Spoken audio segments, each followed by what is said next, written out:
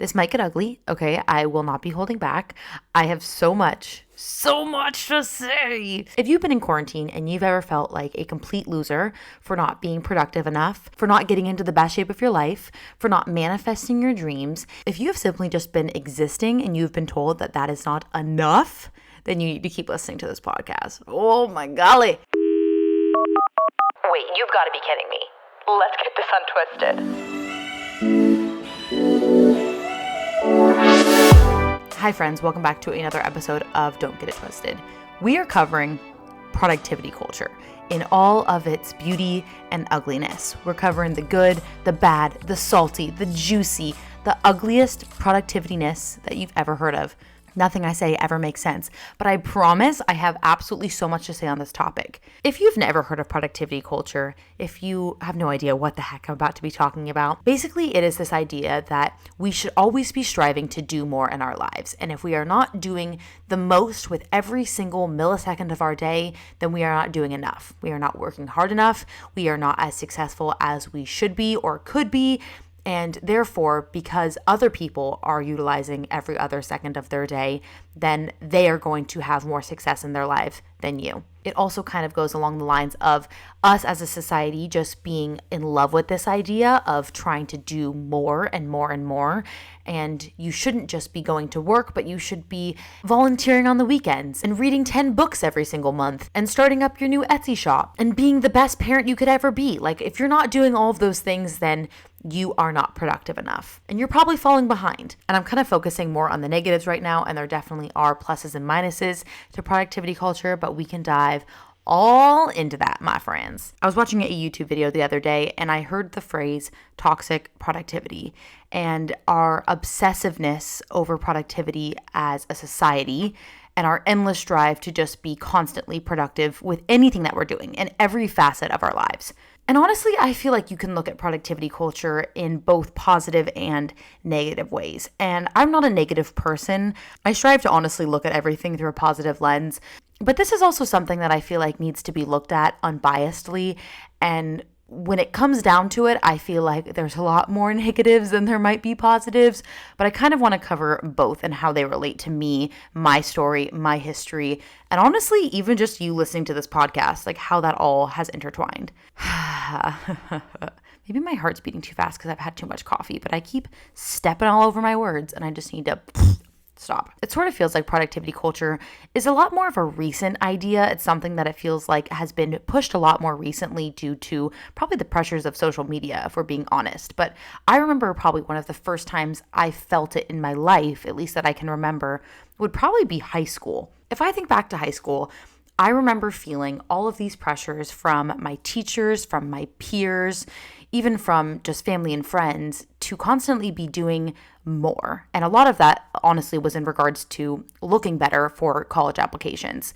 We were constantly being told that if you weren't doing more extracurricular activities, if you didn't have a job, if you weren't involved in sports, then you weren't going to be accepted into whatever universities you were applying to. It wasn't going to be enough to just go to school. And that in and of itself is already a huge socioeconomic issue that probably could be digested in an entirely different episode. But I just remember from that point on, it was almost expected that you didn't just go to class. You were doing more, you were involved in sports, you were probably trying to get into X number of clubs so then it looked better on a resume, it looked better on a job application, a college application, and doing the bare minimum was just not enough. But I feel like my more prevalent memories with this come into play in college. Now, I went to a pretty small college. I would say, I think in total, there was somewhere around 5,000 undergrad. I could be totally wrong on those numbers. Honestly, I forget, but it was pretty small in comparison to, a giant state school or something. And because it was a little bit of a smaller community on campus, there was this weird pressure from your peers and even kind of from the administration in some ways to constantly be doing more on campus. And I remember feeling this almost even before I got accepted into the school, before I even started going there. It was almost expected of you that you weren't just going to be going to class, but you were also going to probably hold a job. You were going to have extracurriculars. You were going to get involved in the community.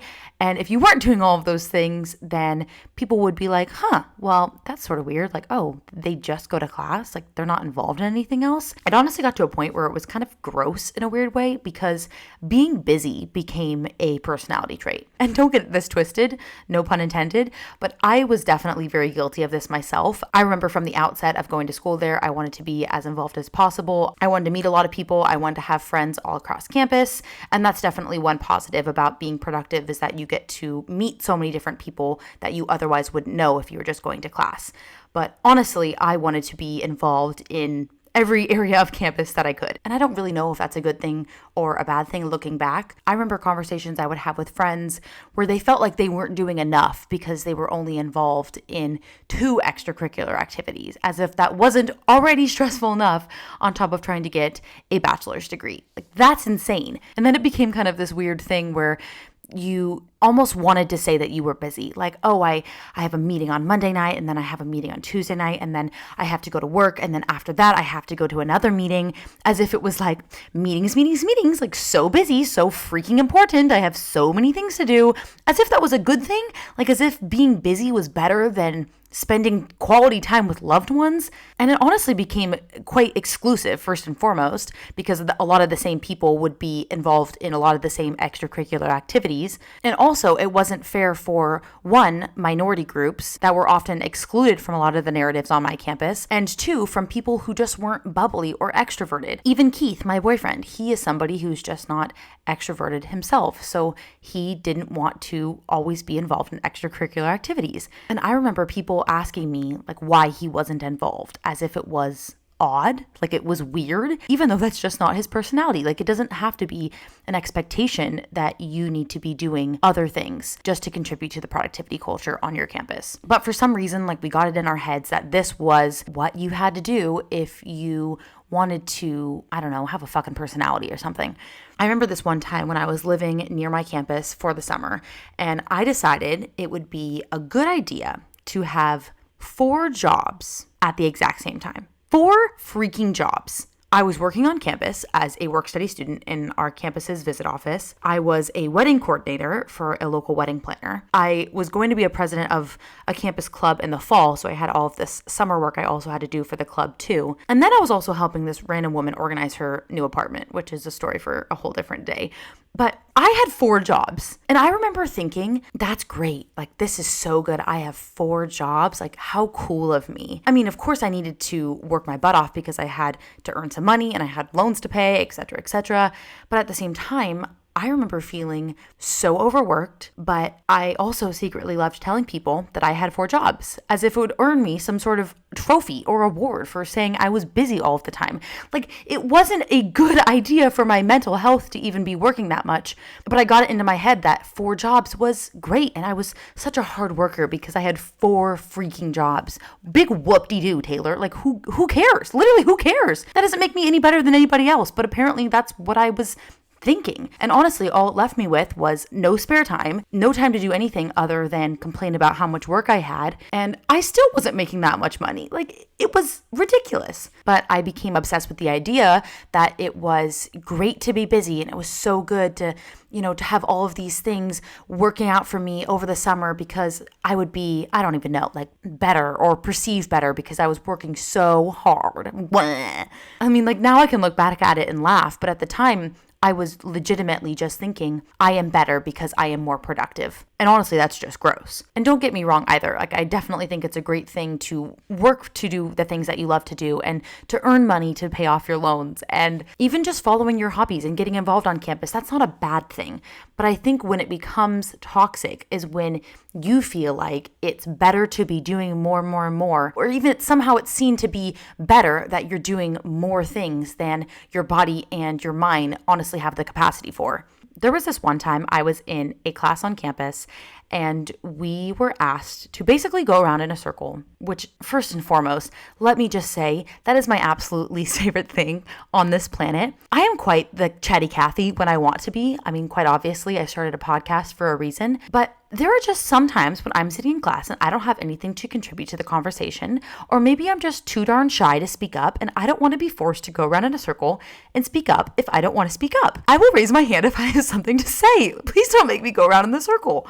I digress. We're going around in the circle and we are asked to say what we want to do with our future. What is our hobby? What is our passion that drives us in life? What is that one thing that gets us through every single day that we are somehow going to monetize for the rest of our lives? What is our career going to be based off of our passions? This is the question that we were being posed. I think I was 19 years old answering this question, mind you. And we're going around the circle and we start with this one student who confesses that he has an amazing love for pottery. And pottery is his ultimate dream. And all he wants to do is become an apprentice at a pottery shop in Scotland and live his lifelong dream of opening up his own clay shop. Like, this is what this man is all about. He is meant for clay. He is Mr. Potman.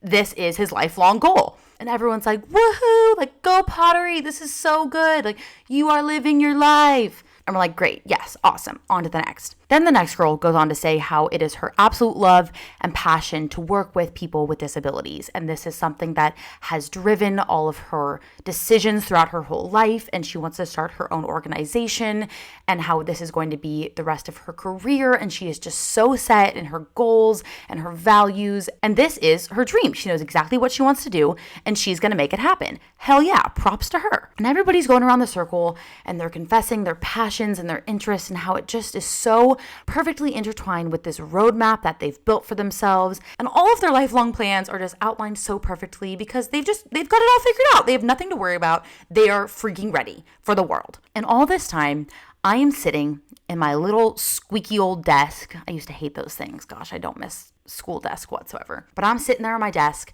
and I'm shaking in my boots. I'm freaking the frick out because it is getting closer and closer to my turn to talk about whatever the fuck I'm going to be talking about, and I have absolutely no idea what I'm about to say. This conversation has only helped me realize that I do not have a one and only sole passion that I am.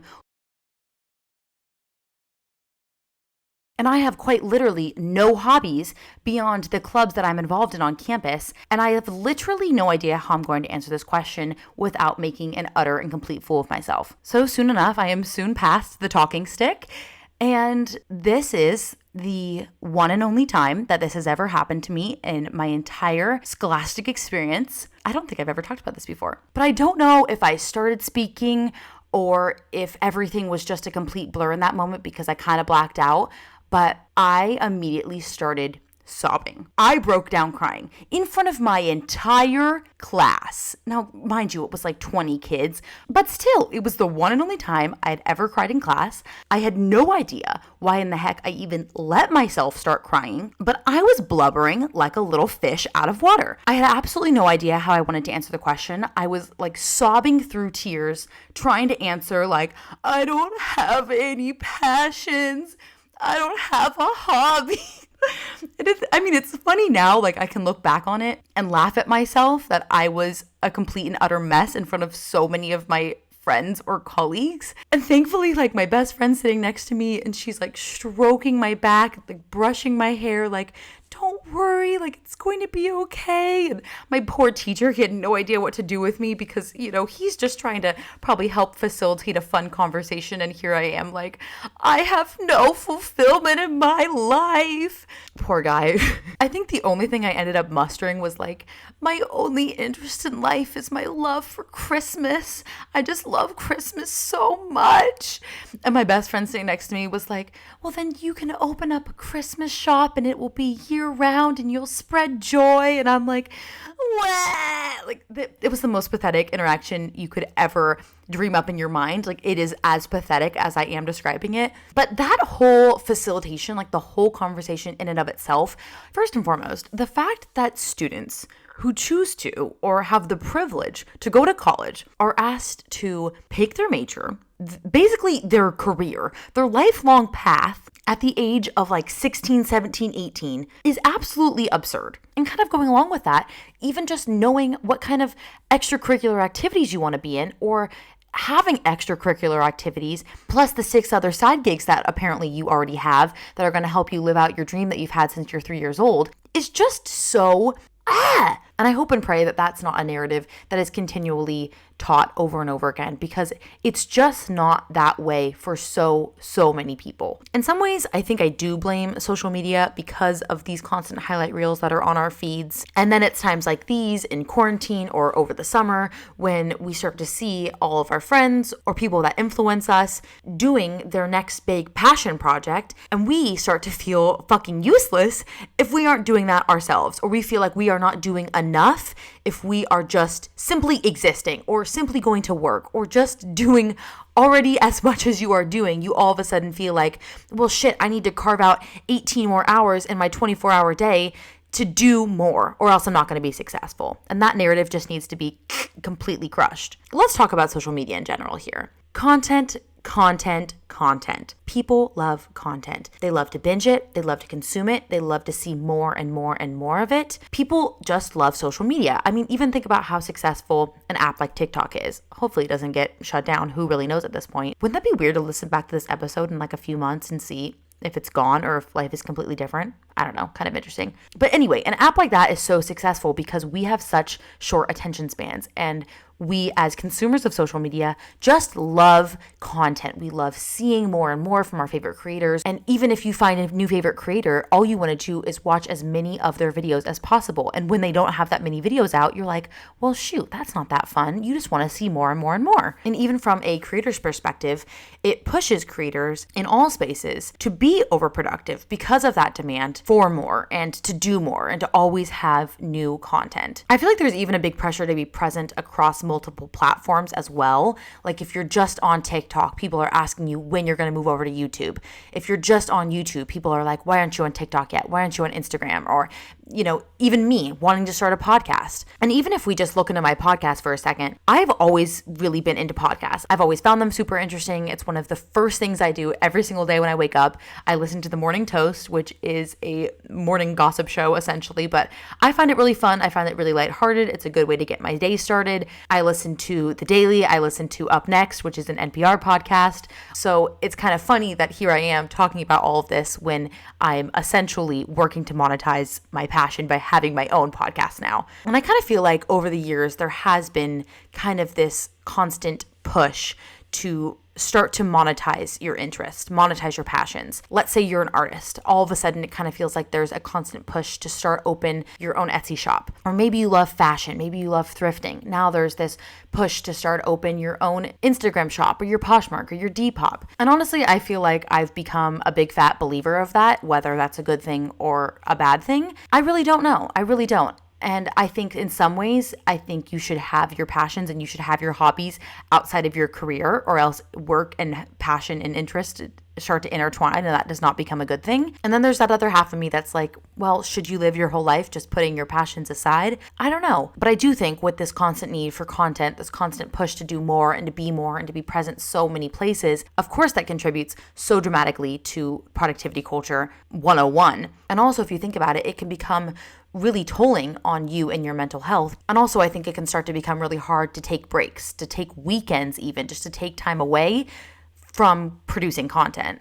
When I was doing some research for this episode, I came across a YouTube video from this girl named Sarah Jo Makeup, and she made some really great points about productivity culture and even hustle culture, I think is what she called it. And she was talking about how it creates this drive to constantly be working, and you're almost thought of as not good enough if you're not constantly working. And then there's also this mentality of you can get there if you work hard, but that mentality does not take into account, first and foremost, socioeconomic issues that will create inequitable situations that unfairly make situations advantageous for some and extraordinarily inequitable for others. And also, this drive to always be working and be productive can take significant tolls on your mental health. Okay, holy shit. I can't even believe this is actually happening.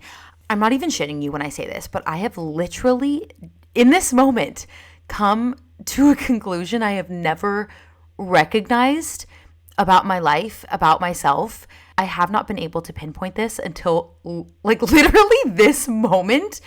But if I'm being honest with myself, toxic productivity culture is honestly like the root of that is what drove me to start my YouTube channel. Like really, if we dive into this, it is what drove me to think that I was not doing enough with my life for quote unquote just going to work, for just literally existing and being a contributing taxpayer of society. I was not doing enough because I had lived this life, particularly in college, of this fast-paced lifestyle, everything at my fingertips. I was involved in everything under the sun, and I was pretty much sucked in like a damn vacuum that the minute I got out of that bubble, that desire to constantly be doing more, to always have more extracurriculars, to always have busy as my number one fucking personality trait, that I thought I was not doing enough by just solely diving myself in to a 9-to-5 job. That is absurd. Like everything about that is crazy. I cannot believe I literally just realized that. I'm not kidding you. Like what in the world? Like, how did I just come to this realization? I'm gonna have to sit down for this one. In actuality, I was just going through a huge shift in my life. I was moving to a new city. I was moving away from my friends. I was getting a full-time job. I was leaving school for the first time. Like, it is already hard enough to cope with your feelings in times of stress and change, let alone take on a whole new effing project, like start a YouTube channel, just due to this underlying pressure of feeling like I had to quote unquote do more because of productivity culture. Don't get me wrong, this has been the greatest decision I've ever made in my entire life, but it's just kind of insane if I really break it down like that. I was feeling that way. I was feeling like I wasn't doing enough because I was always doing more than what was expected. I was contributing to productivity culture. I was enforcing it myself. I was so guilty of that. And even if you listen to, I think, one of my past episodes where I'm talking about why I decided to start YouTube, if I analyze that, like probably from like a psychological perspective, I don't know if anybody is into psychology if you're listening to this, is that the reason? Like, let me know. Was I really just thinking that for the first time in my life, I wasn't contributing to productivity culture? So unconsciously, I felt like I was not doing enough. I don't know. But it kind of makes a lot of sense to me in this moment. Maybe I'm going to look back at this and realize I am not making sense whatsoever. But right now, it makes a whole lot of fucking sense. But I mean, even in regards to stress and changing environments, all of that. Let's take even me getting fired, for example, due to COVID-19.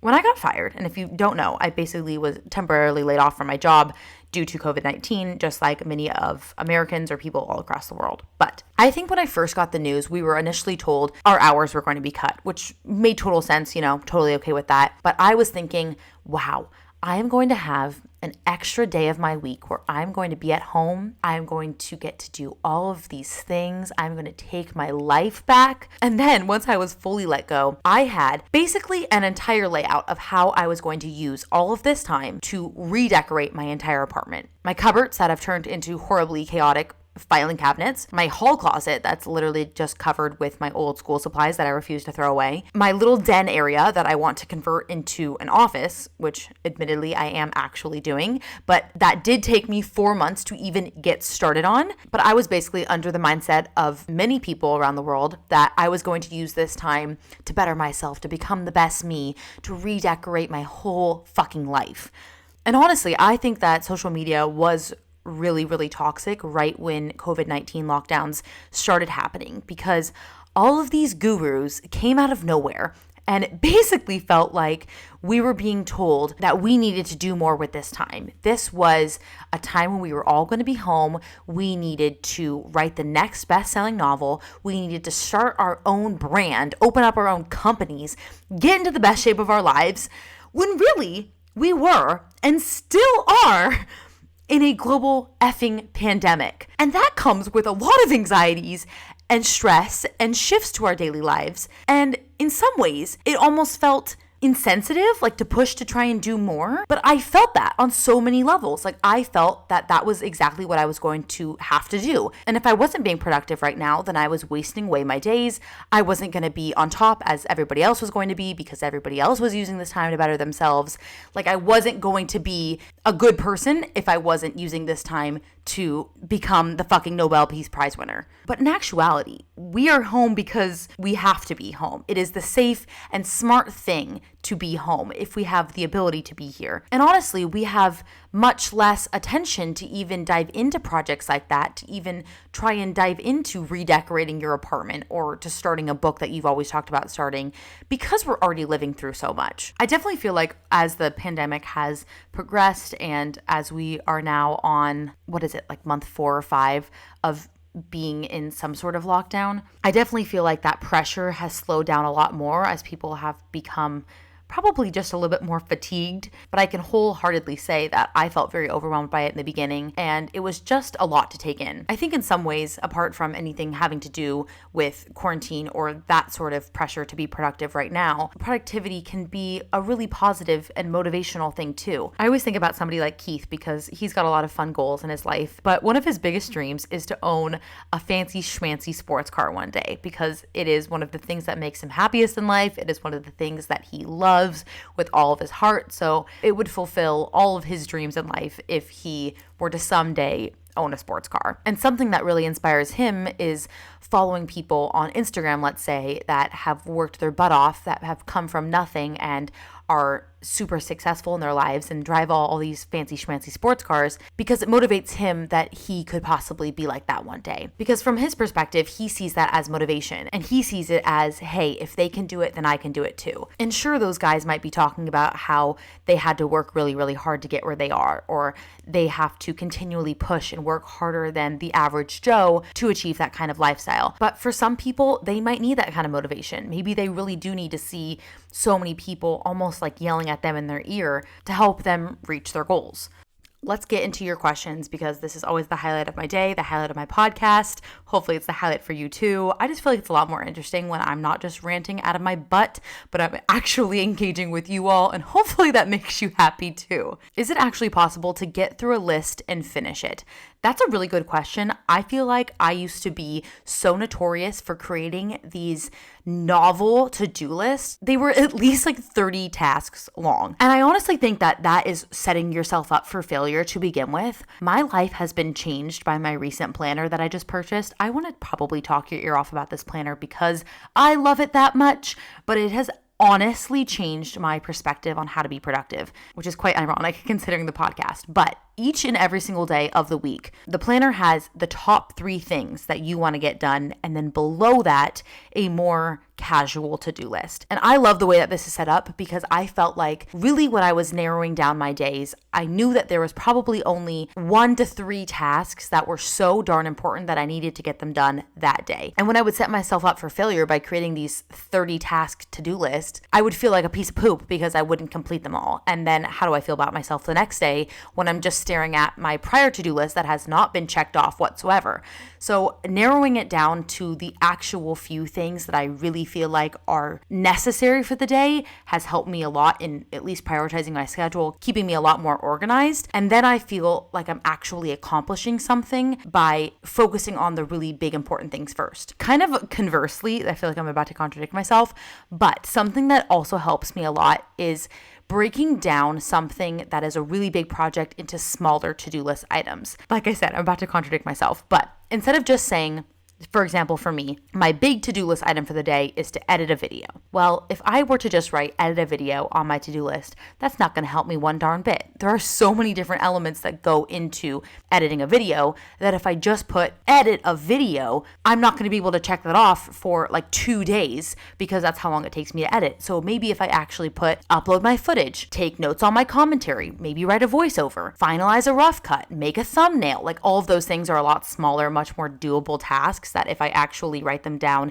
individually and I check them off, that feeling of just putting a check mark in a box is just the best thing ever. Like, I don't know if that's just me, like a type A personality. I'm not really type A, but that organizedness of just checking it off, oof, that's the best feeling. How do you deal with feeling guilty for taking a rest day? This took me a really long time, honestly. I think I had a lot of unlearning to do after my years of contributing to productivity culture as a high schooler and as a college student, and even up until, honestly, the past few weeks. But I realized, especially when it comes to doing YouTube or doing anything online, I needed to have a specific day where it was my weekend. I was not expected to do anything. I didn't need to have a to-do list. I didn't need to have anything. And for me, that's Tuesdays. Like, I used to hate Tuesdays. I used to talk about this in my videos all the time, but for whatever reason, Tuesdays were always the worst day of the week for me. But now I've made them my weekend and I look forward to them, and I put absolutely nothing on my plate on those days because I know it is what will help me be a better creator, a better worker for the rest of the days of the week. And I think you have to take the guilt part about it away and recognize that you need to do whatever is best for yourself to recharge. And some people are introverted and they need to have time by themselves, and maybe they need to read, or maybe they need to journal or do things that will help them recharge that way. Maybe you need to spend time with your family. Maybe you're more extroverted and you want to be around other people. Do whatever you need to do to recharge properly, because burning out is terrible and it really sucks, and it's really hard to get out of that pit once you're in it. So don't force yourself down that rabbit hole. Take time for yourself and establish what days you're going to honestly just put the brakes on a little bit. What do you do when you have fallen off the productivity bandwagon? Or specifically, how do you avoid beating yourself up when you fall short of productivity? I feel like I'm actually really guilty of this because, as I was just saying, I take Tuesdays off. Now, Wednesdays roll around, and sometimes it's really hard for me to get my butt back in gear because I'm so relaxed from my Tuesdays of laziness that Wednesdays come and I don't want to do work whatsoever. It's kind of like Mondays for most people. Like, you just don't really want to do anything on Mondays because you just had such a nice weekend, and you don't want to be productive because you were just so anti-productive. For me, I need to always ease myself into it. And what I like to do is basically like take my time to get ready in the morning and just try and set myself up for success as much as possible. So for me, that means trying to wake up at a decent hour. This past week, I've been trying to wake up between 8 and 9 o'clock, which is hard because of how messed up my sleep schedule is in quarantine. I feel like a lot of you can relate, but I'll try and wake up early, and then I will turn on my podcasts, get ready, like change my clothes, do my skincare, get my coffee ready, do all of those little tasks that will help me just feel like I'm a human again instead of staying in bed, like being a slug all day long. And sometimes even the night before, like Tuesday evenings or even Wednesday mornings, if I didn't want to do anything on Tuesday, I will write my to-do list for the day. And sometimes even just getting in that mindset makes me already feel a lot more productive. But if I just already cannot be bothered with like looking at a planner, like sitting down at a desk, even anything related to work, I start to do almost like little house chores that will put me into more of a productive mindset, like start some laundry, do the dishes, vacuum my room, like little things that I know I've been putting off kind of help me get into that mojo. And then I feel like it's a little bit easier to ease into things rather than, holy shit, I'm so behind, I have to be so productive. How to become a morning person. Wow. Honestly, the best tip I can give you is to just train yourself, like practice.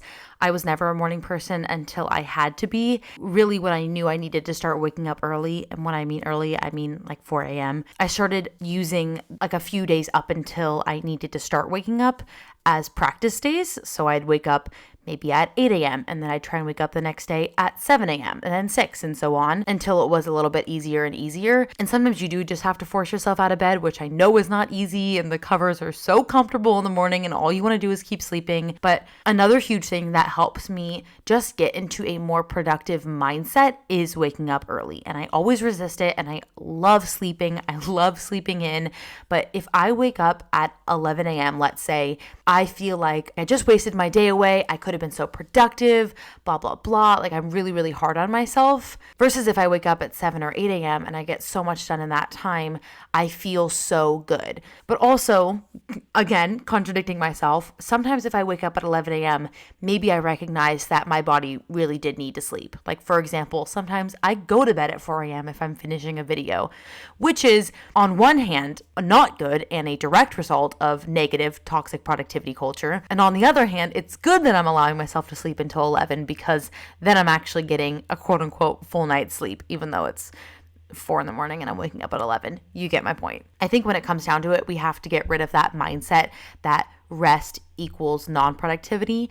Rest is good for us. Rest is so necessary to being productive, to being successful. And when I was not taking any rest days for myself, or when I was forcing myself to wake up early because I wanted to continue to be productive, even though I'd gone to bed so late, I was so not myself the entire day long because I was so tired and I was not prioritizing my mental health or just my physical health in general. So always remember that that is something that is top priority. We will end up burning out. And again, like I mentioned, that's a terrible thing. Don't get yourself in that spot. Prioritize rest in all aspects of your life because it will help you be successful in the long run.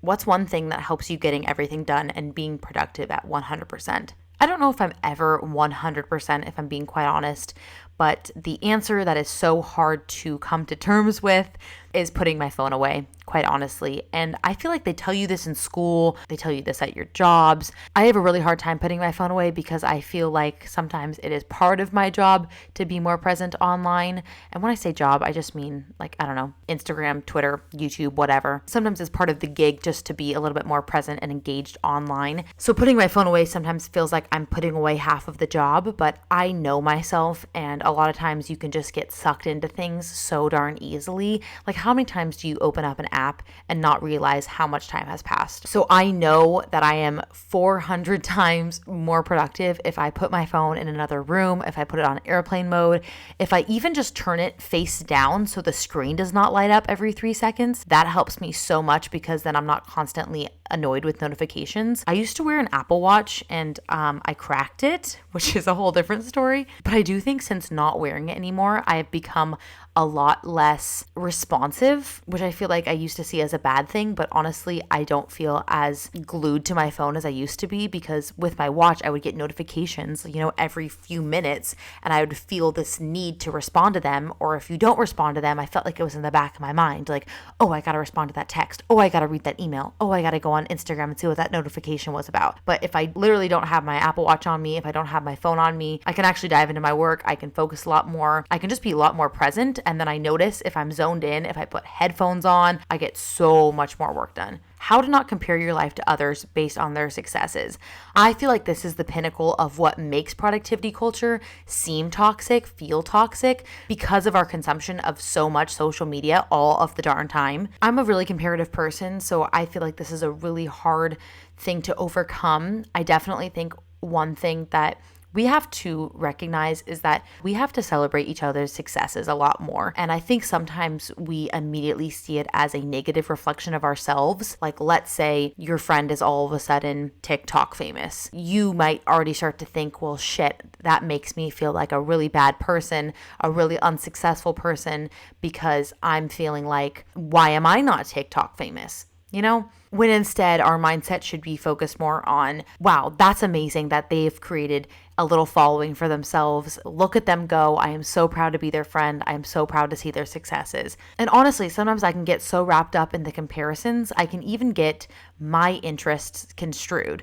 Like, I don't even want to be TikTok famous, but for a little glimpse of a moment, I'm sitting there thinking, well, shit, that should be me, or that could be me. That would be so cool. When in actuality, I have no interest in doing that. That's a bad example, but I just kind of feel like sometimes we see people being successful at something and then all of a sudden we're like, oh shoot, maybe I should be doing that. When really that's just not what we were ever interested in doing in the first place. I think maybe changing our mindset and focusing more on positives rather than how negative we can be on ourselves in those situations and comparing how we may or may not have the same successes can probably make us a lot more happy to begin with. And maybe we won't be focusing on all that we haven't done and more of how we can uplift others and ourselves. What are my thoughts on the requirement of a quote unquote side hustle our generation has created? I feel like this is a hard one because I kind of feel like I myself am really guilty of this. I started my quote unquote side hustle and I didn't ever expect to monetize making YouTube videos or anything like that. I did it solely because I wanted a passion back. And as I realized in this podcast, because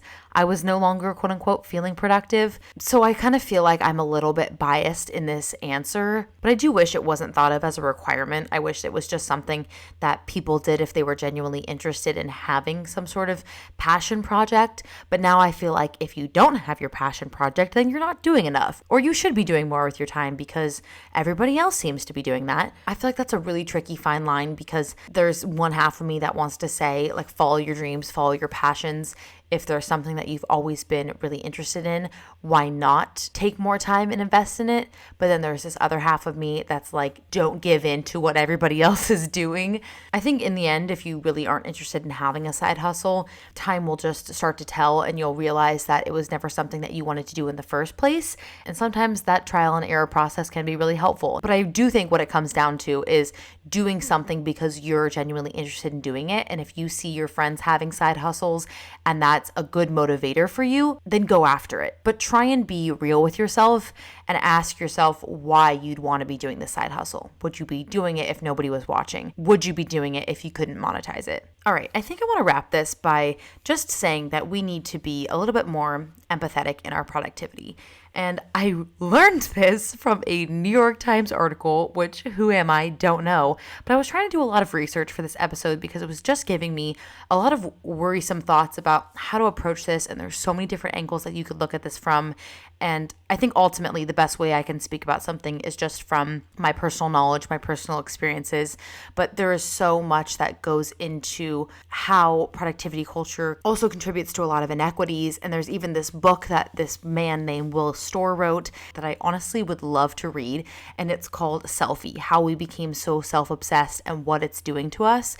And basically the whole book apparently argues that our obsession with productivity and self-improvement has created a culture of perfectionism, and that's often at odds with empathy and compassion. And the author basically says that there's so much out there that makes us feel like we are not good enough. And in order to compensate this, we're driven to this toxic perfectionist state of mind.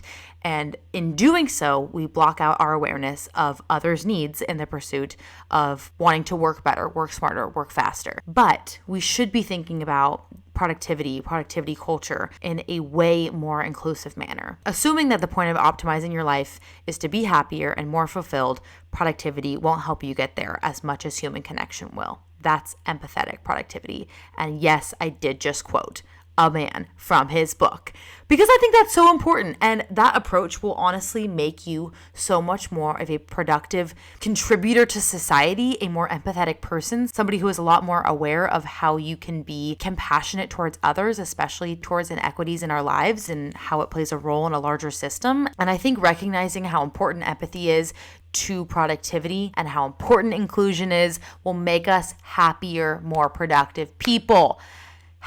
I'm off my soapbox, I promise. I love you all so much. Thank you so much for listening to another episode of Don't Get It Twisted. I hope that you enjoyed this one. I feel like sometimes I'm getting very serious on a lot of these episodes, and I don't really want that to be the overall theme because I really just want to be able to have open conversations with you. But these have been some pretty, topics that need to be unwoven so intricately that I just couldn't do it in such a silly manner. But let me know if you ever have suggestions for topics that you want me to cover. I'm always looking for your input, and I value it so dearly. Please DM me on Instagram if you have any suggestions at Taylor Woods with 2 L's, or you can send me an email for the podcast, hello@twistypod.com. Thank you so much for listening to another episode of Don't Get It Twisted. Stay tuned for another episode where we're going to get a little bit untwisty, baby. Stay safe. I love you. Happy Monday. Bye.